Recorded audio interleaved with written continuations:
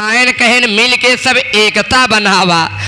अरे मिल के भाईचारा सब एकता बनावा, मिल के भाईचारा सब एकता बनावा, मिल के भाईचारा सब एकता बनावा, मिल के भाईचारा सब एकता बनावा, एकता बनावा हो एकता बनावा, एकता बनावा, एकता बनावा।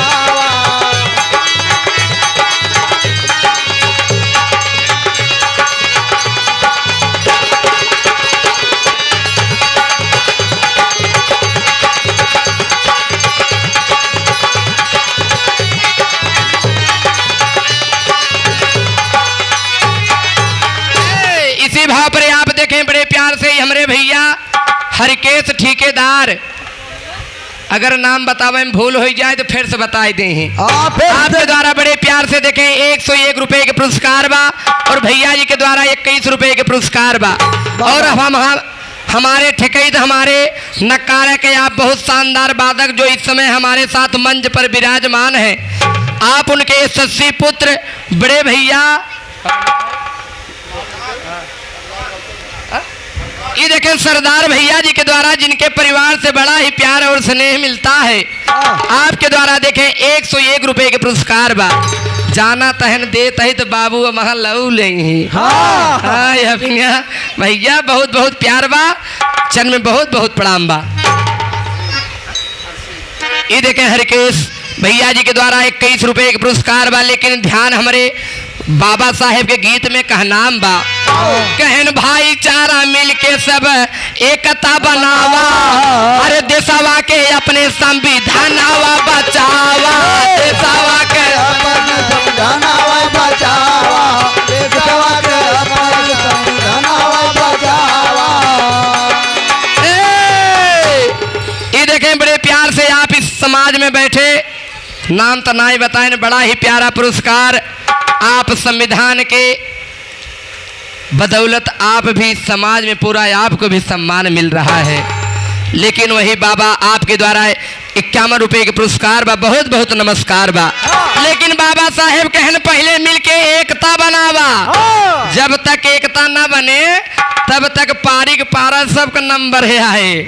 भैया आज हमार नंबर बा तो भैया ने आपके नंबर बा, यह बिना जब तक एकता न बनावा जाबा, ऐसे एकता बनौबा तबे सबके हरे कहन भाईचारा मिलके सब एकता बनावा,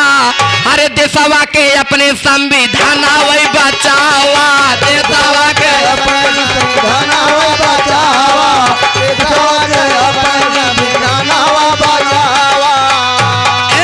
ये देखे राम बक से आप बरसला के पावन धरती से आपके द्वारा बड़े प्यार से 101 रुपए के पुरस्कार बा। शरण में बहुत बहुत प्रणाम बा, साथ साथ आशीर्वाद के कामना बा।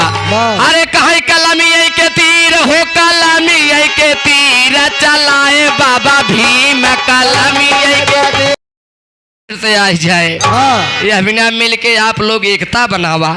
लेकिन और आगे कहा नाम बा कैसे भैया, हाय कहे गुरुवर महगुराम, कहे महगुराम गुरु जागा और जागा हवा, कहे गुरुवर महगुराम जागा और जागा हवा, कहे महगुराम गुरु जागा और जागा हवा। पिछड़न दलितवन के जाय के बतावा, पिछड़न दलितवन के पिछड़े दलितवन के हमारे गुरु महगुराम कहे कि जागा और अपने पिछड़ा के दलितन की जिन जाना के खाली पिछड़े हैं। दलित भाई के साथ साथ अगर पिछड़ा न जगी तो जान लग पारिक पारा बताए न सबका नंबर आए। काले भाई एक समाचार हमारे जो समझदार साथी हैं, कल एक इटावा के एक बहुत बढ़िया यूट्यूब का पूरे प्रदेश में बहुत वीआईपी खबर चली। वीआईपी खबर ऐसा चली कि अब मंच के माध्यम से आप सबके बच्चा बतावे की हिम्मत ना है ना। जो समझदार हमारे साथी इशारा बा कि आप समझदार हो तो खुद ही समझ जाइए। ये देखें चंद्र प्रकाश भैया जी के द्वारा बड़े प्यार से 51 रुपए के पुरस्कार बा। लेकिन महगु राम गुरु हमरे का कहे कहे महगु राम गुरु जागा और जगावा, हरे पिछल दलिता दलितावन के जाय के बतावा, दलितावन के जाय के बतावा, दलितावन के जाय के जगावा, दलितावन के जाय के जगावा, दलितावन के जाय के जगावा।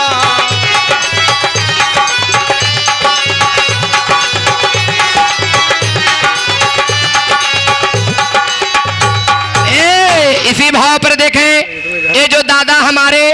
इस दुनिया को छोड़ करके आप चले गए, आप उनके भांजे जदोपुर के आप वर्तमान प्रधान, आपके द्वारा बड़े प्यार से देखें प्रधान बाबूजी के द्वारा 101 रुपए के पुरस्कार बा। चरण में बहुत बहुत प्रणाम बा, साथ साथ आशीर्वाद के कामना बा। हरे कहीं मनोज यादव अब कराजी न देर हो, चलाए बाबा भीम कलमी के तीरा चलाए बाबा भीम, कलमी के तीरा चलाए बाबा भीम, कलमी के तीर हो, कलमी के तीरा चलाए बाबा भीम, कलमी के तीरा चलाए बाबा भीम,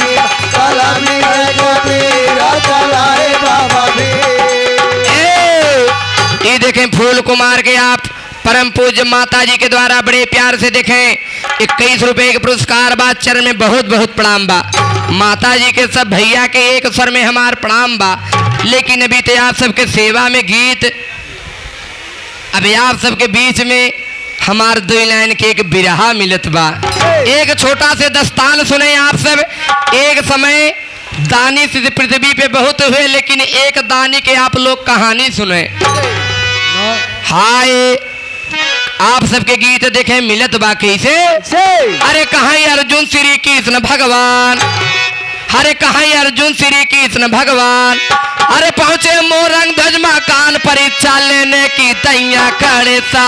मनवाना, परीक्षा लेने की तैया खड़े, समानावाना परीक्षा लेने की तैया खड़े, समानावाना परीक्षा लेने की तैया खड़े, समानावाना परीक्षा लेने की तैया, समानावाना परीक्षा लेने की तैया खड़े, समानावाना परीक्षा लेने की तैया, समानावाना परीक्षा लेने की तैया। आदरणीय आप परम पूज्य माता जी के द्वारा बड़े प्यार से देखें 21 रुपए के पुरस्कार बा। ये हमारे ठेकेत के परिवार से चरण में बहुत बहुत प्रणाम बा। लेकिन ध्यान है आप सबके, लेकिन 2 लाइन माता जी बदे कहा नाम बा कैसे। अरे कहाँ माई तोरा ममता, माई माई तोरा ममता रे, माई तोरा ममता भैया, आह माई तोरा ममता और बाबू के दूल्हा रहवा, ये दूल्हा इनिया छोड़ावत बा। माई तोरा ममता भैया, माई तोरा ममता, माई तोरा ममता यो बाबू के दूल्हा, ये दूल्हा ही मिया छोड़ा वैया, कहाँ माई तोरा ममता भैया, माई तोरा ममता, माई तोरा ममता ई बाबू के दूल्हा रवा, ये दूल्हा ही मिया छोड़ा वैया। लेकिन ध्यान बिरहा में एक समय भगवान कृष्ण और अर्जुन जी एक बगीचा में बैठ के बात करत हैं। लेकिन उसी समय अर्जुन जी भगवान कन्हैया से कहने, कृष्ण भगवान कहने यह दुनिया में हमसे बड़ा आपके भक्त क्यों ना आई ना। इतनी बात जब भगवान सुने तो मुस्कियाए लागन, कहने अर्जुन तो का अपने भक्ति पे बहुत बड़ा अहंकार घमंड हो गए बा। कहन भगवान किस कहन बे यह दुनिया में हमारे एक एक भक्त ऐसा पड़ा है, कहन चला तोहका दिखाई लिया आई। अब देखें भगवान कन्हैया अपने साथ में अर्जुन जी के लिए आए, एक माया का शेर बनाए लिए। एक माया का शेर बनाए के देखें राजा मोरंग ध्वज के द्वार पे पहुंच गए। करत का है भैया आए अर्जुन श्री कृष्ण भगवान, अर्जुन श्री कृष्ण भगवान, अर्जुन भगवान, अर्जुन श्री कृष्ण भगवान, अर्जुन श्री कृष्ण भगवान, अर्जुन श्री कृष्ण भगवान। श्याम दीन आप छतौना कला के पावन धरती से आपके द्वारा बड़े प्यार से देखें 31 रुपए के पुरस्कार बा भैया जी के बहुत बहुत प्रणाम बा। हरे अर्जुन श्री कृष्ण भगवान पहुँचे मोरंग ध्वजमा कार अर्जुन भगवान पहुँचे मोरंग ध्वजमा का अर्जुन श्री कृष्ण भगवान पहुँचे मोरंग ध्वजमा का।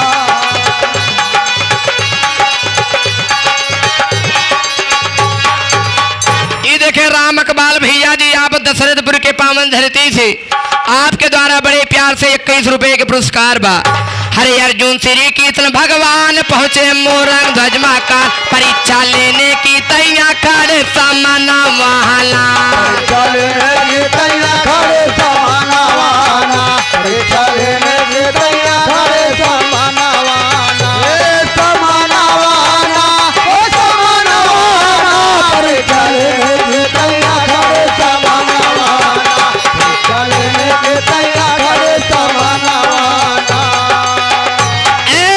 जब जाय के अर्जुन जी के लिए आयन साथ में एक माया का शेर बनाए लेहन जाय के जब राजा के द्वार पे पहुंच गए तो करत कहन भैया हरे राजा बड़े प्रेम से धाये चंटू बड़े प्रेम से धाये राजा बड़े प्रेम से धाये राजा बड़े प्रेम से धाये राजा बड़े प्रेम से धाये राजा बड़े प्रेम से धाये राजा बड़े प्रेम से धाये हथवा जोरे शीश झुकाए अर्जुन किसना का बैठाए दैया सना वहाना अर्जुन किसना का बैठाए दैया सना वहाना अर्जुन किसना का बैठाए दैया सना वहाना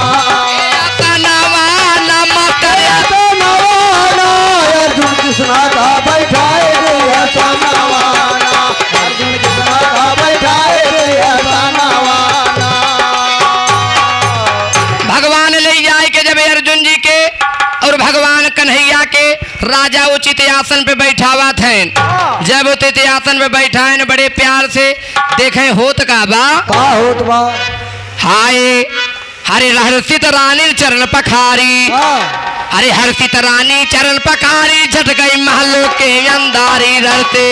चरण पखारी ले गए महलों के अंदारे महलों के अंदारे ले गए महलों के अंदारे हर्षित रानी चरण पखारी झट गई महलों के अंदार छिड़कई कोठवा महल अटारी घर आंगना वहाना छिड़कई कोठा आया टारी घर आंगना वहाना छिड़कई कोठा आया टारी घर आंगना वहाना हे आंगना वहाना हे आंगना वहाना छिड़कई कोठा आया टारी घर आंगना वहाना। ये देखें सुकुल मरी के पावन धरती से आप जो दादाजी जी का देहांत तो ही गया आप उनका काम है उनके पुत्री के द्वारा बड़े प्यार से 21 रुपए के पुरस्कार बा। मालिक हरदम परिवार में खुशहाली बरकरार रखें लेकिन 2 लाइन वही आत्मा के श्रद्धांजलि गीत आई क्या लेकिन कह नाम बा वही आत्मा बदे भैया जमन इतना लंबा समाज अब इतना लंबा परिवार छोड़ के चला गए हमरे भैया देखें जगन्नाथ आंख में आंसू लेके रोवत हैं अपने दादाजी के याद में का कहते हैं हरे कहीं हरे बगिया लगाई गईला बाबूजी कहीं बगिया लगाई गईला बाबूजी अरे काहे गईला हम बिचाराई हो की बगिया लगाई गईला बाबूजी काहे गईला हम बिचाराई हो की बगिया लगाई गईला बाबूजी काहे गईला हम बिचाराई हो की बगिया लगाई गईला बाबूजी लगाई गईला बाबूजी लगाई गईला बाबूजी बगिया लगाई गईला बाबूजी काहे गईला मैं बिचाराई हो की बगिया लगाई गईला बाबूजी काहे गईला मैं बिचाराई हो की बगिया लगाई गईला बाबूजी। कहन बाबूजी आप इतनी बढ़िया बागी लगाए के चला गया ही जमन एकदम खिलत बा तोहे बिना ही सोना सोना लागत बा अरे तोहे बिना सोना लागे पूरा ही भावनावा तोहे बिना सोना लागे पूरा ही भावनावा तोहे बिना सोना लागे पूरा ही भावनावा अरे घरवा दुआरवा में लागे नहीं मनावा घरवा दुआरवा में लागे यही घरवा दुआरवा में लागे यही बगिया लगाई गैला बाबूजी काहे बगिया लगाई गैला बाबूजी काहे गैला हमें बिसराई हो की बगिया लगाई गैला बाबूजी काहे गैला मैं बेसरायो बगिया लगाई गैला बाबूजी काहे गैला मैं बेसरायो बगिया लगाई गैला बाबूजी बगिया लगाई हो की बगिया लगाई हो की बगिया लगाई गैला बाबूजी काहे गैला मैं बेसरायो बगिया लगाई गैला बाबूजी 21 रुपया पुरस्कार बा। अब आप लोग अनुभव करा कि अगर जानवर देखे के बाद इतना तेज बड़कत बा भैया, ये बहुत पुरानी पद्धति के गीत संगीत या हमारे समाज में जमन की आज एकदम समाप्ति के दौर पे चलत बा। बताए नहीं, जब से डीजे और ऑर्केस्ट्रा आई गया तब से हमारे भारतीय संस्कृति के सर्वनाश कही दे भैया हारमोनियम मास्टर। लेकिन ध्यान बिरहा पे आपके द्वारा 21 रुपए के पुरस्कार बा। चरण में बार बार प्रणाम बा, लेकिन कहनाम हो कैसे बिरहा में अरे हरती तो रानी चरण पखारी अरे झट गई महलों के अंदारी छिड़के कुठवा महल अटारी घर आंगना वहाना छिड़के कुठवा महल अटारी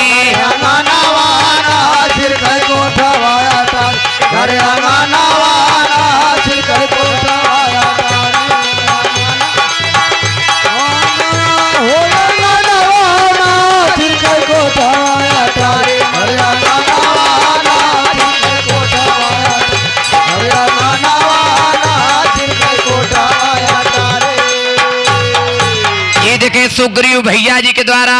बेला रामपुर के पावन धरती से आपके द्वारा 21 रुपए के पुरस्कार बा। चरण में बार बार प्रणाम बा, साथ साथ आशीर्वाद की कामना बा। लेकिन यहाँ भगवान के ले जाए के रानी राजा उचित स्थान पे स्थान दे के बैठावत हैं तो रानी जाए के गोड़ धोवत हैं। जब जाए के उनकर चरण धोवत हैं चरणामृत ले जाए के अपने घरे दुआरे में छिड़कत हैं। जब छिड़कत हैं तो एक बात भगवान का कहत हैं, अरे बोले श्री कृष्ण सैलानी भैया, अरे बोले श्री कृष्ण सैलानी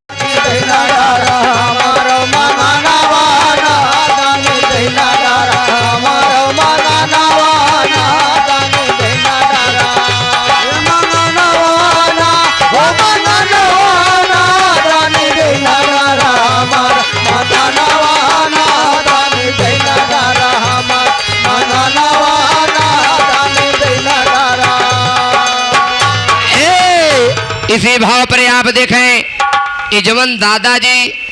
जेकर देहांत हो गए, आप उनके नाते अमरनाथ भैया हमारे ठेकेदार बड़े प्यार से 51 रुपया पुरस्कार बा। चरण में बार बार प्रणाम बा भैया जी के। और एक छोटी बच्ची के द्वारा 10 रुपए के पुरस्कार बा। मालिक हरदम परिवार से अच्छा शिक्षा अच्छा संस्कार मिले, ये पूरी पार्टी तरफ से दुआ आशीर्वाद बा। ये देखें रीठी के पावन धरती से दादा के जहां ननिहाल रहा भैया, ये बड़े प्यार से देखें 51 रुपया पुरस्कार बा। पूरे विश्व में आप कितना भी ऊंचे पे चला जाए आप अपने पिताजी के नाम से जाना जाबा। लेकिन ननियाउर एक ऐसा ना है कि वहाँ जाए के बाद सबके बात बा हमारी बात ना है ना। आप सब अगर ननियौरे में जाबा तो वहाँ अपने महतारी के नाम से जाना जाबा। पूरे विश्व में आप चला जाबा। जैसे हमारे भैया का नाम बताएं ठेकेदार को, अमरनाथ है। जैसे हम लानी अरे सुनिए मोरंग ध्वज बरदानी दानी दैना डाला हमारा गाना वाना दानी दैना डाला हमारा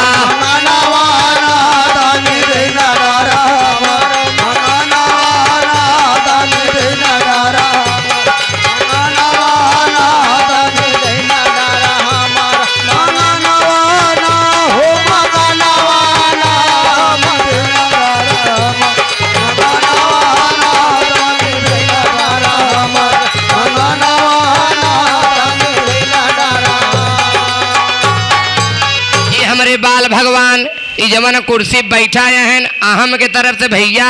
समहिता से बड़े प्यार से देखें 21 रुपया पुरस्कार बा, मालिक हरदम सुखी रखे। हाँ अब जबन मोट के दुल्हन पावे जौने देखे डर के मारा भागे। इनकर पापा देखे डर के मारा भागे ना। हे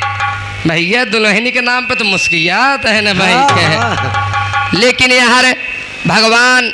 जब जाए के राजा से कहें, हे राजा हाँ हम सुने ही आप बहुत बड़ा दानी हैं, हाँ लेकिन आज हम तो तुम्हारे घर पे आए, हमका एक दान दे डाला। हाँ जब इतनी बात राजा सुनते हैं तो का कहते हैं,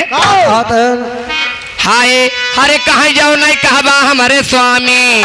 राजा भगवान से कहते हैं, कहाँ जाओ नहीं कहबा हमारे स्वामी। अरे हमें तनिक लाज ना हानि, हाजिर बाटी दुई पारानी, एक लाला नवाना हाजिर बाटी दुई पारानी। एक लाला नवाना हाजिर बाटे दुई पारानी, एक लाला नवाना हाजिर बाटे दुई पारानी। हे लाला नवाना, हे लाला नवाना हाजिर बाटे दुई पारानी, एक लाला नवाना हाजिर बाटे दुई पारानी, एक लाला नवाना हाजिर बाटे दुई पारानी।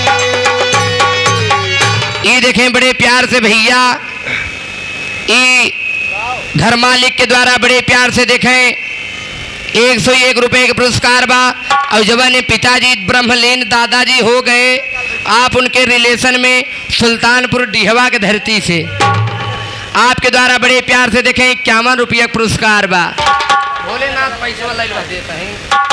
राजू हम मनाई नहीं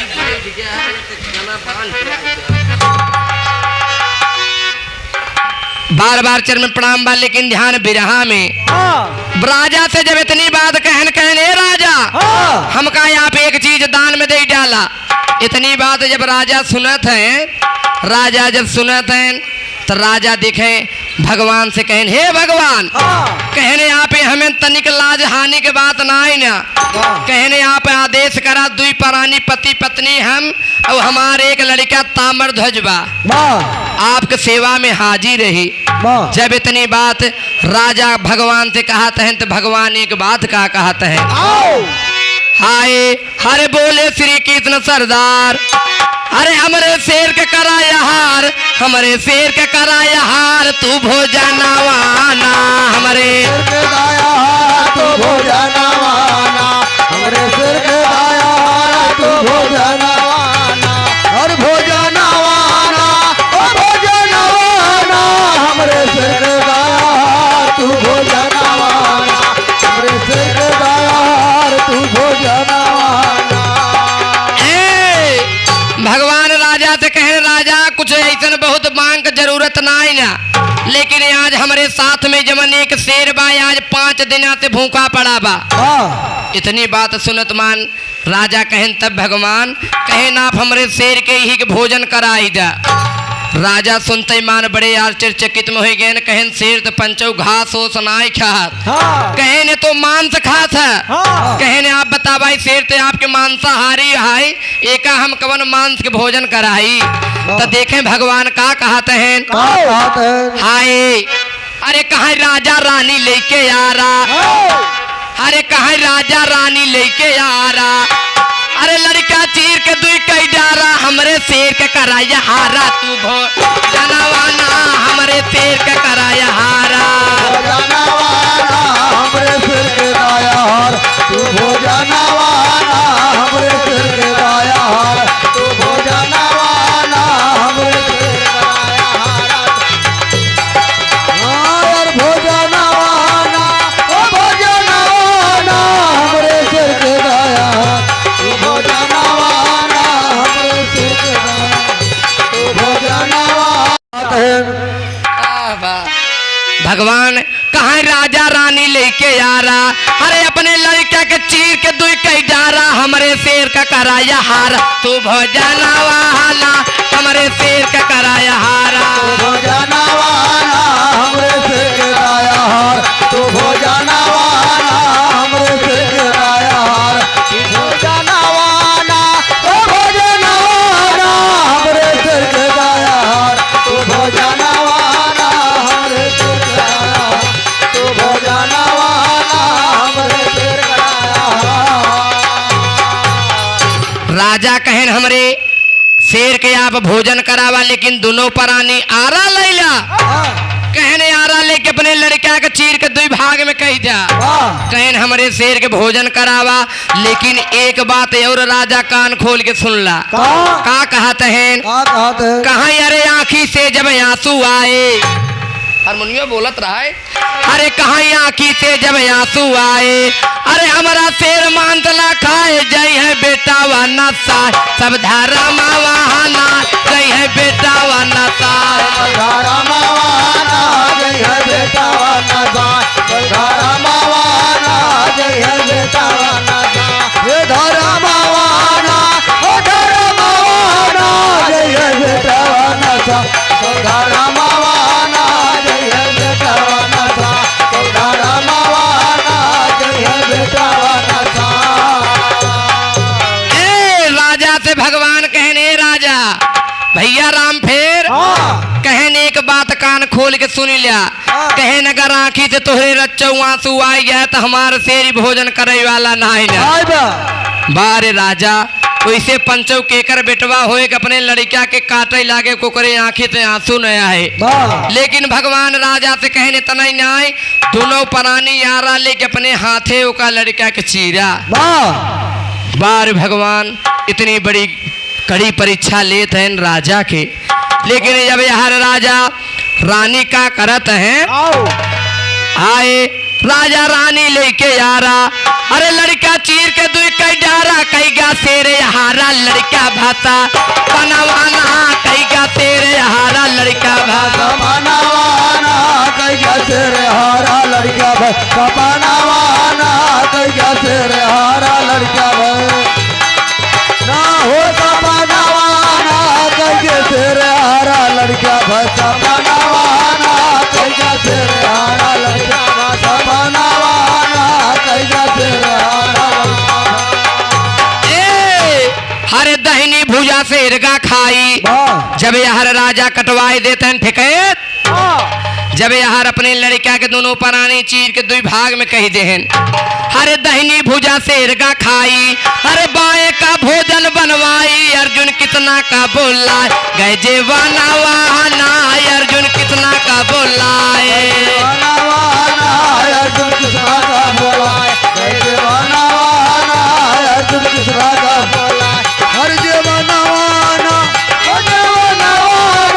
अर्जुन कितना का बोलाए जेवाना वाहना अर्जुन कितना का बोलाए जेवाना वाहना अर्जुन कितना का बोलाए। ये देखे राम मूर्त भैया हमारे छपरे के धरती से ये जवन दादा ब्रह्मलीन जेकर देहांत हो गया हमारे भैया जी के काका जी रहे छपरे की धरती से राम मूर्त भैया जी के द्वारा 101 रुपए के पुरस्कार बा, बहुत बहुत नमस्कार बा। वह दिवंगत आत्मा के स्वर्ग में सबसे ऊंचा स्थान मिले ये परमात्मा के चरण में विनती बा भैया। लेकिन यहाँ जब दहिनी भुजा शेर खाई गया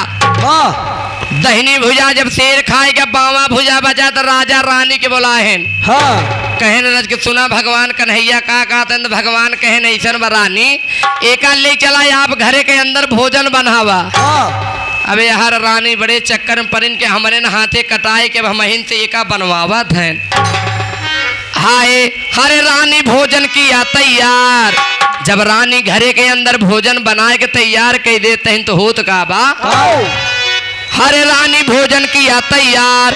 अरे जे मर गए अर्जुन करतार पूछे बार बार कहाँ गला लनवाना पूछे बार बार कहाँ गला ललनवाना पूछे बार बार कहाँ ललनवाना पूछे बार बार कहाँ ललनवाना ललनवाना पूछे बार बार कहाँ ललनवाना पूछे बार बार कहाँ ललनवाना पूछे बार बार कहाँ। यार जब जाते हैं राजा भगवान के आदेश के इनके रानी भोजन बनाए के तैयार कर दे हैं जब अंदर भोजन करे अर्जुन और कृष्ण जाते हैं दोनों जने जब भोजन सामने परोस के आएगा तो भगवान राजा और रानी हाथ जोड़ के खड़ा है तो जब भोजन सामने परोस के आएगा तो राजा से भगवान कहा तन हे राजा कहन हम जब से आई है तुहार लड़कवा ना दिखात बा सोचा तहन नबव इनकरे आंख में आंसू आई या इनकर कुर जितना दान के हैं सब बेकार हो जा। जब इतनी बात कहन राजा तुहार लड़का हमका दिखात ना है ना तो देखें भगवान से राजा मोरंग ध्वज का कहते हैं हरे बोले मोरंग ध्वज सरदार तू बनाया बेसारा मावाना काहे हम तू बनाया मावाना काहे हम का बना बेसारा मावाना काहे हम तो बेसारा मावाना काहे हम का बनाया बेसारा मावाना काहे हम का बना बेसारा मावाना काहे हम तो बनाया। राजा से भगवान कहन तुहार लड़का नाई दिखात बा। इतनी बात सुनते मान भगवान कहन राजा से राजा भगवान से कहन का प्रभु हमका इतना बड़ा बेशरम ना बनावा। कहन राजा वो कैसन बात करता है कहन कहो भगवान हमरे लड़कवा के कटवाए के शेर के दे दिया आधा वो खाई ले गया आधा ही दाएं भुजा के भोजन बनावता है। अब बतावा यह भोजन तैयार बा हमसे आप पूछा था कि हमारा लड़का ना दिखात बा आप हमका इतना बड़ा बेशरम ना बनवा। जब इतनी बात और भगवान सुनते हैं तो का कहते हैं हरे बोले श्री कृष्ण सैलानी अरे सुनिए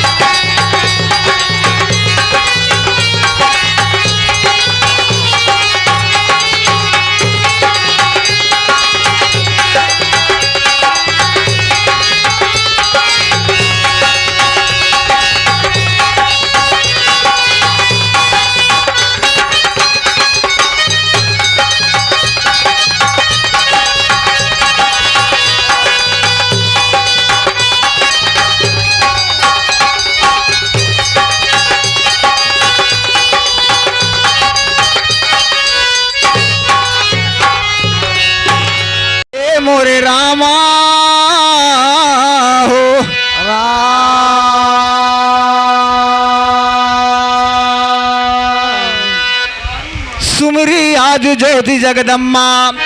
दहीने आई के बैठा अम्मा तोरे बल पे धरे कदम्मा मैया सभा बीच मारा खालाज जागा जागा शारद मैया खेवा बीच भवर में नैया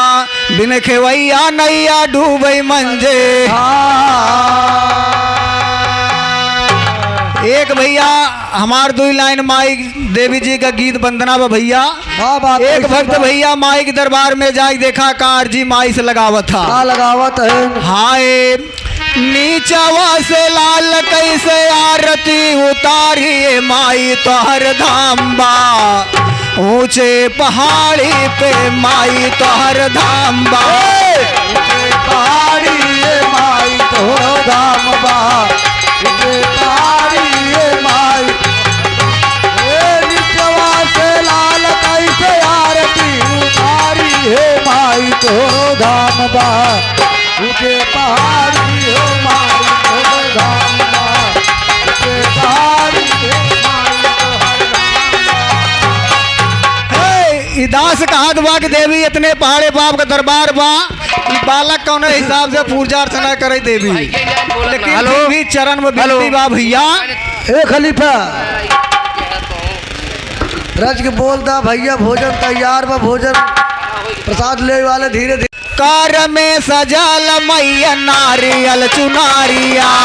कर में सजल मैया नारियल चुनरिया कर में सजल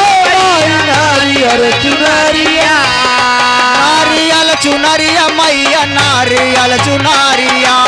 नारियल चुनरिया मैया नारियल मैया नारियल चुनरिया केदवर गुलाबवा के गम के लाड लारिया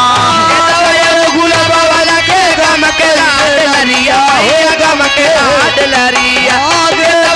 गुलाब वाला के गम के लाड लरिया हो गम के लाड लरिया नारियल चुनरी तो है कैसे के चढ़ाई माई तोहर धाम बा ऊंचे पहाड़ी पे माई तोहर धाम बा ऊंचे पहाड़ी है माई तोहर धाम बा ऊंचे पहाड़ी है माई तोहर धाम बा माई तोहर धाम बा माई तोहर धाम बा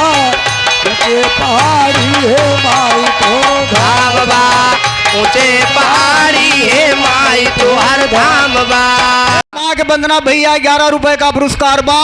और हमारे पूरे पार्टी की तरफ से आशीर्वाद कामना भैया लेकिन वंदना और का कहना भैया ऐसे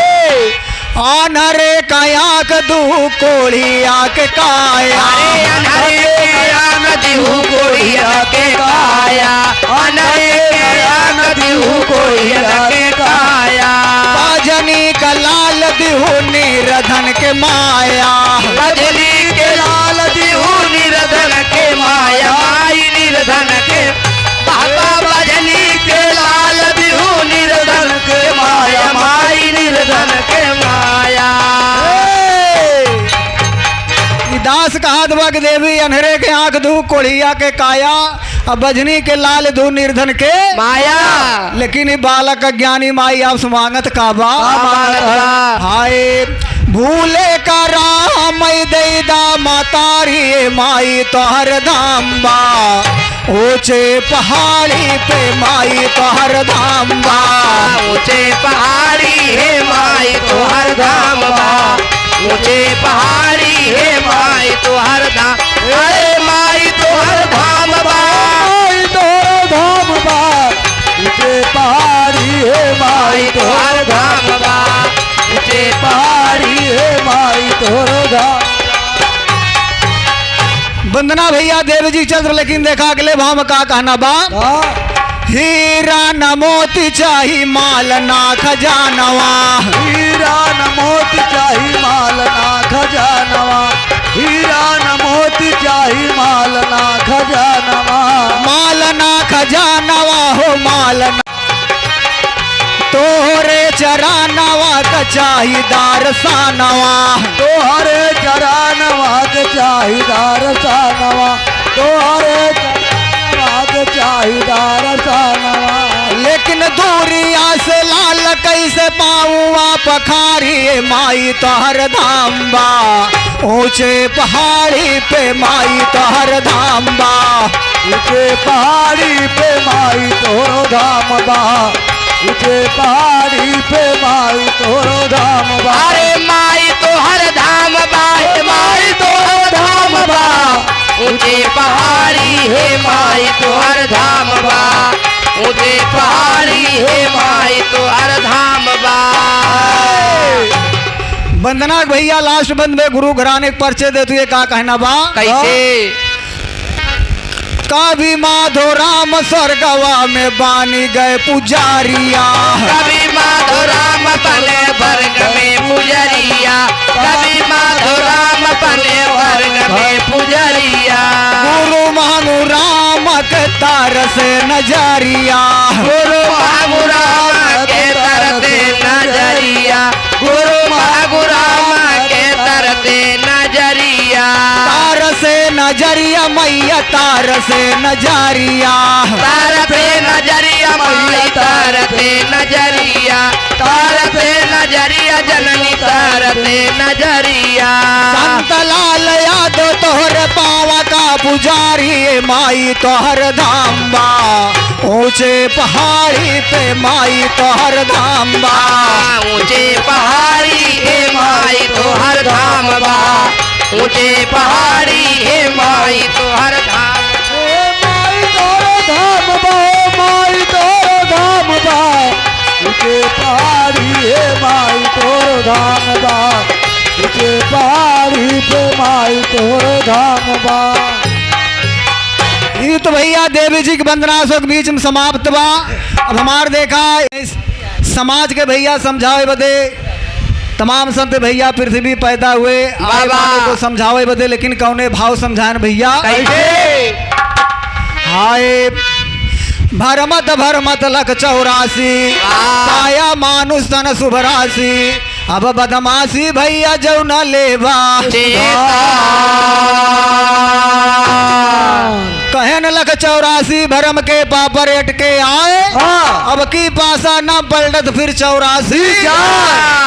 हजारों बार कीड़ा पतिंगा बनते बनते की मालिक की मनई के अवसर देबा बाबा डोले बोले की क्षमता देबा अगर कतो गाय भैंस अगर बनाए दे तो भैया तो 1 रुपया घूस दे के का बदलावे के चांस नहीं रहा। हम तो मालिक से यही मनाए थे तो आई मालिक जना भैंस नाई बनाया कईयो लीटर दूध देख पर तब का पोजीशन रहा बकैयो डेरी समता लेकिन देखा भजन में भैया का कहना बा कैसे हाय हे बेकार भऊ गोरिया बेकार भऊ गोरिया बलम मरी है ताना बेकार भऊ गोरिया बलम मरी है ताना बेकार भऊ गोरिया बलम मरी है ताना बेकार ए बेकार भऊ गोरिया बेकार भऊ गोरिया बलम मरी है ताना बेकार भऊ गोरिया बलम मरी है ताना बेकार भयू गोरिया। ये देखा भैया ब्रह्मादड़ी हमारे साथ में जो भैया नगाड़े पे बजा रहे हैं उनके बड़े भाई साहब के लड़की जी की तरफ से भैया 21 रुपए का पुरस्कार बा। इस भैया भजन पे एक बेकार भऊ गोरिया बलम मरी है ताना हमारे पूरे पार्टी की तरफ से आशीर्वाद कामना भैया। बाबा लेकिन भजन में और का कहना मास्टर कैसे हाय नैहर रहलू रहना नहीं जानो नैहर में रहलो रहला ना जानो नैहर रहलो रहला ना जानो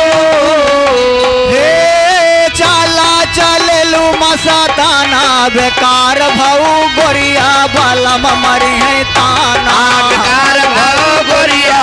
जन मरी है ताना बेकार भऊ गोरिया बलम मरी है बलम मरी है ताना बदन मरी है ताना बेकार भऊ गोरिया बलम मरी है ताना बेकार भऊ गोरिया बलम मरी है ताना। भजन में भैया देखा महात्मा कबीर साहब समझावत हैं इतना बड़ा भैया परिवार लम्बा छोड़ गए, घरे के भैया मुखिया हाँ। भैया आज जो ना बर्मलीन हो गए। बाबा लेकिन यही भजन में महात्मा कबीर साहब भैया देखा कैसे ज्ञान दर्शावत है।